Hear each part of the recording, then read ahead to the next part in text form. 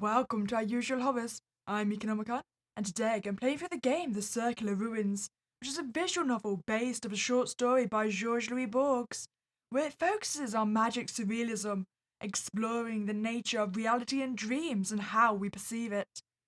You've found this realm. I wonder, which lesson will you learn? Oh, to learn a new thing. Seems like a daunting task. Maybe I'm too old to learn new things. Are we ready? Nope, I don't believe I am. Too bad, but I am not surprised. Mortals, all the same. Listen here, goddess. In my defense, we're a lot younger than you are. We have not got the maturity. Also, can I just say, I do like your blazing fire. Are you about to kill me? Your journey ends here. Oh, end. I'm just gonna believe that I ended there in a blazing inferno. I was cremated alive. Thank you, goddess. Well, I have now learnt my lesson. I'm always ready to learn new things. We were sent to here for a purpose. This circle was a temple, which had been devoured by ancient fires. Ah, speaking of fires, I believe I know the one that started them. Profaned by the miasmal jungle, and whose god no longer received the homage of men. This temple was the place required for my invincible intent. I want to create a perfect man out of my dream. But modeling the incoherent and vertiginous matter of which dreams are composed was the most difficult task. Should we do it now? I mean, being more prepared sounds like a good idea, but I want to know what your perfect man looks like. Yes, do it now, I demand it. Oh, you're right. They're perfect. No. You should be more prepared. Do not rush into important things unprepared. I've got the Chaos End! And why do I feel like I'm being mocked by my creations? You know, I just don't seem to be able to please that fire god. Okay, I will listen to the advice and be more prepared. Right. Before putting it into execution, I will spend a month recovering my strength. We will wait until the moon disk is full. Very good idea, I mean. Absorb the power of the moon, everything like that. I mean, if the werewolves can use the moon for power, why can't we?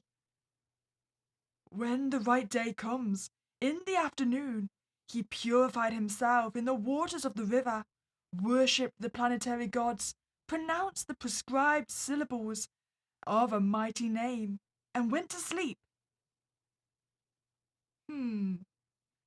Why does it sound like we're performing some kind of suspicious ritual? He dreamed almost immediately, with his heart throbbing. He dreamed that it was warm, secret, about the size of a clenched fist, and of a garnet colour, within the penumbra of a human body, as yet without face or sex. During 14 lucid nights, he dreamt of it with meticulous love. Every night he perceived it more clearly. He did not touch it. He only permitted himself to witness it, to observe it, and occasionally to rectify it with a glance. He perceived it and lived it from all angles and distances. On the 14th night, he lightly touched the pulmonary artery with his index finger, then the whole heart, outside and inside. Oh, that's very invasive. I don't like the idea of someone touching inside my heart. Mainly because that kind of implies that I'm dead. He was satisfied with the examination. He deliberately did not dream for a night. He took up the heart again, invoked the name of a planet, and undertook the vision of another of the principal organs. Wait, why have you got? Why is there a scorpion in the crotch? That's concerning.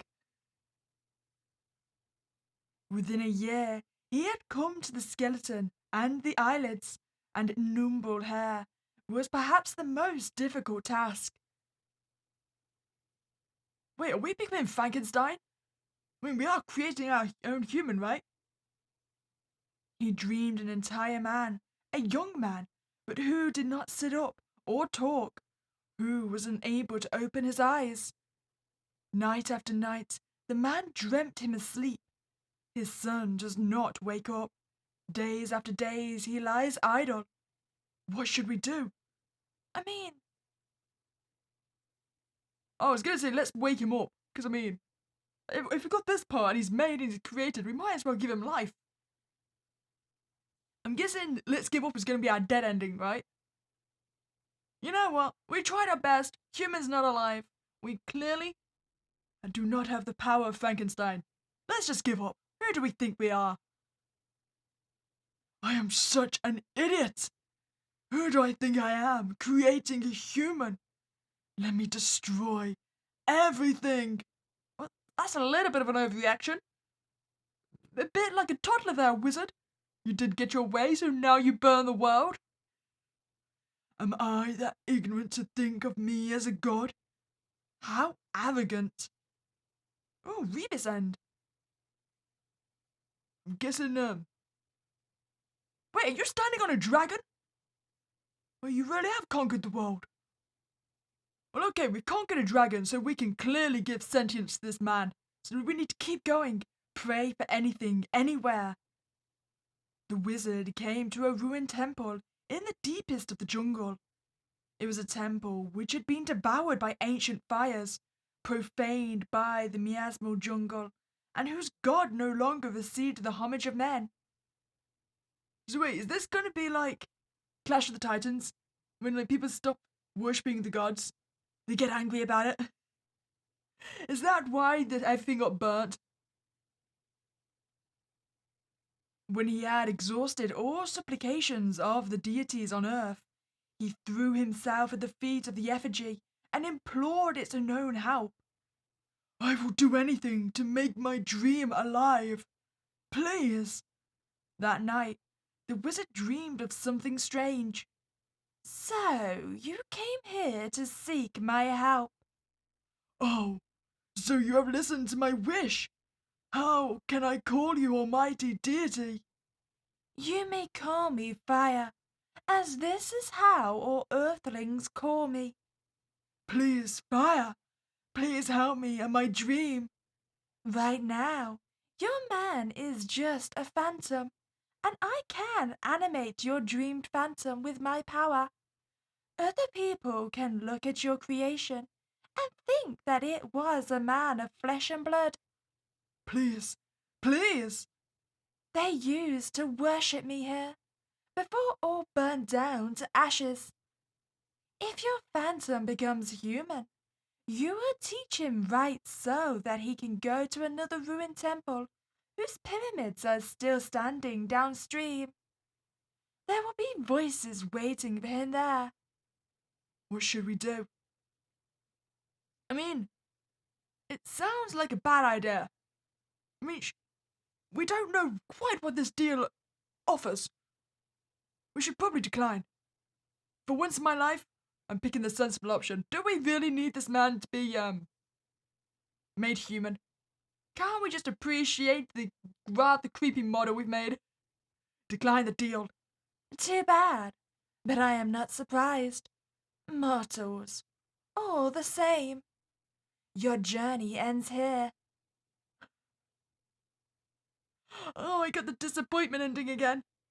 Well, my momentary lacks of adventure has now been dealt with. It's time to accept the offer. I accept, as your will. Good. But I have to warn you, that man made of dream is not a real man. Besides you, his dreamer, Fire is the only creature that can reveal his true identity. Keep that in mind. Wait, Fire as in you are the only one that can reveal it? Or Fire as in literal burning fire can force him to be revealed as non-human? I will. Thank you, Almighty. That night, in the dream of the man that dreamed, the dreamed one awoke. Dad? The dream's eyes then opened. He became a human. Yes, I am your dad, and you are my son, my perfect son. Why are we here? We are here for a sacred task. I will teach you everything I know, my precious. The wizard carried out the orders he had been given. He started teaching his son.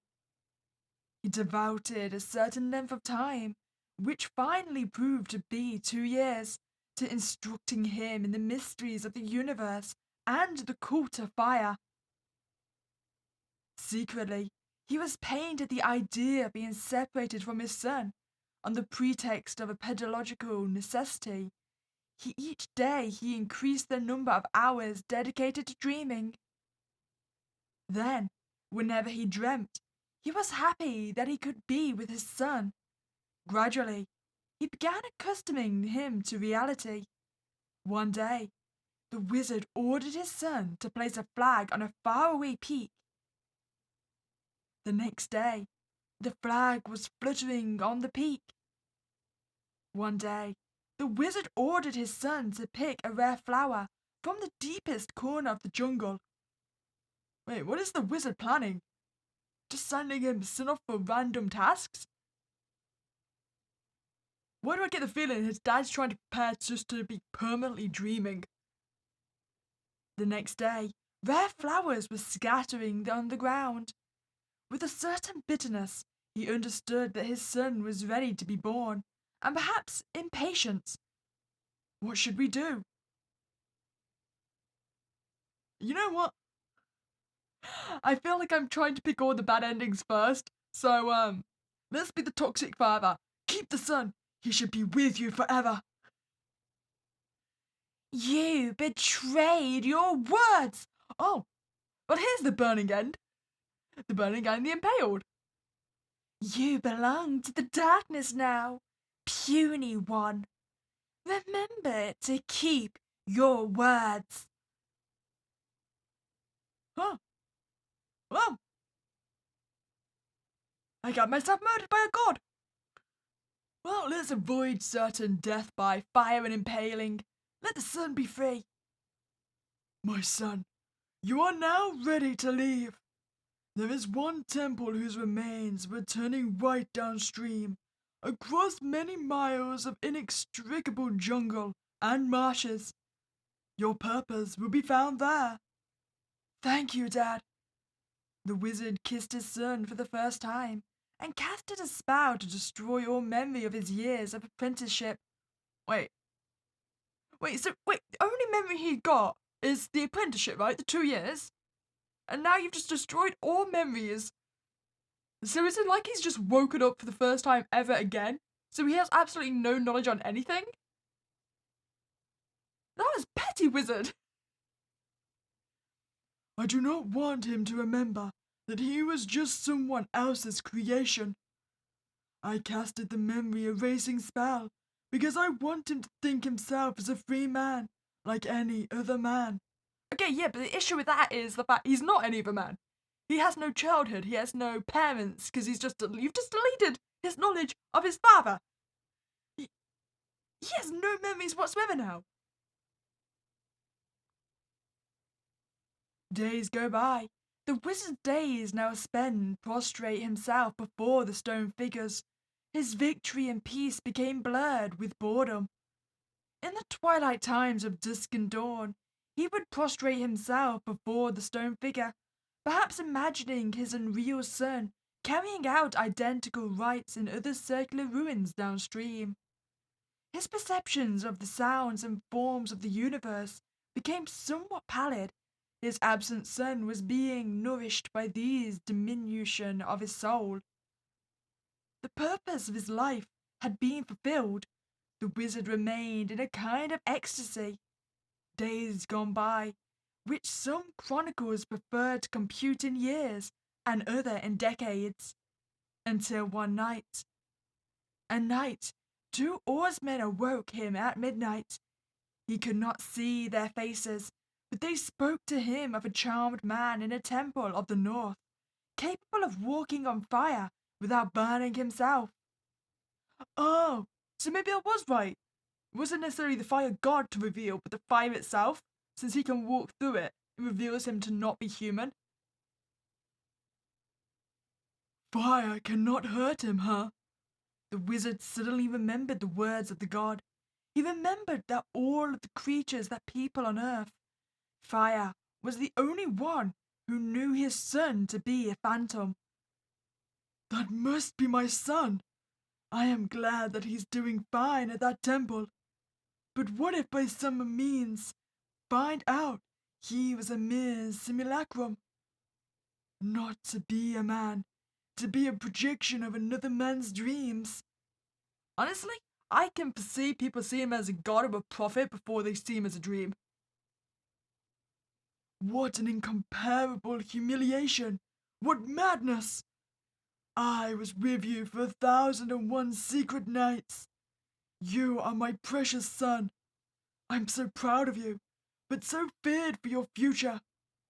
While trembling, his misgivings ended abruptly, but not without certain forewarnings. After a long drought, first a remote cloud, as light as a bird, appeared on the hill. Towards the south, the sky took on the rose colour of leopard's gums. Then came clouds of smoke, which rusted the metal of the nights.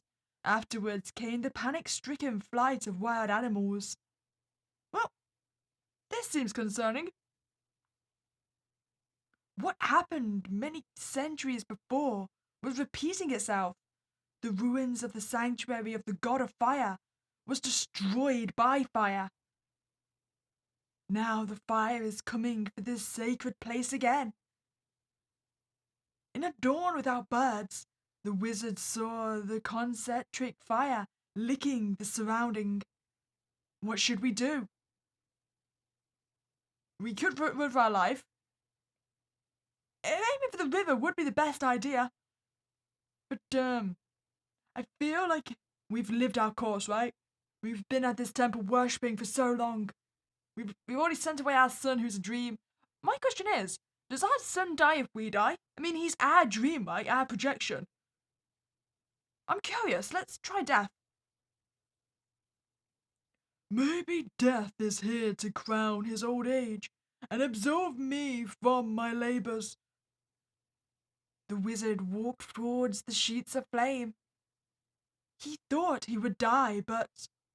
Wait, am I going to be someone else's dream as well?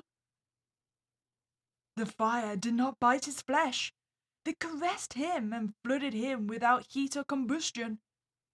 With relief, with humiliation, with terror, he understood that he was also an illusion. Wait, so are we in like one constant repeating cycle?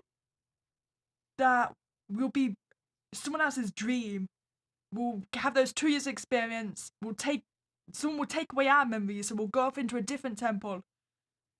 Then we'll live our life there, have another dream where we'll create another human. Oh man!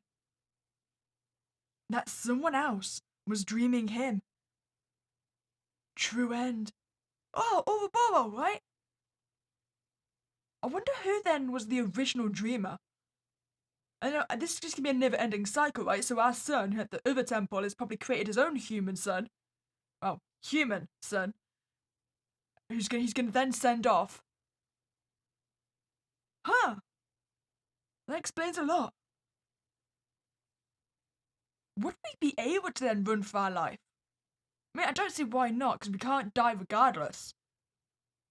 The wizard ran as fast as he could and took refuge in the water. Safe as he is, he now looks back at the burning flame, destroying everything. My days now have no meaning, but I shall continue to stay here and rebuild this place when the fire stops. It needs me. I saved myself, and I will save this place too. So that's the one where we just continue living our life, unaware of our own illusion status. Well, I hope you enjoyed that playthrough of the Circular Ruins. I'm curious then, just how many different suns will there be? I mean, we're we might, I suppose, be the first illusion, but we don't know. And if our sun's gonna create a sun. Hope you enjoyed that playthrough, and if you did, please remember to subscribe to this channel. But other than that, I hope you have a spooky day, and I'll catch you next time, guys.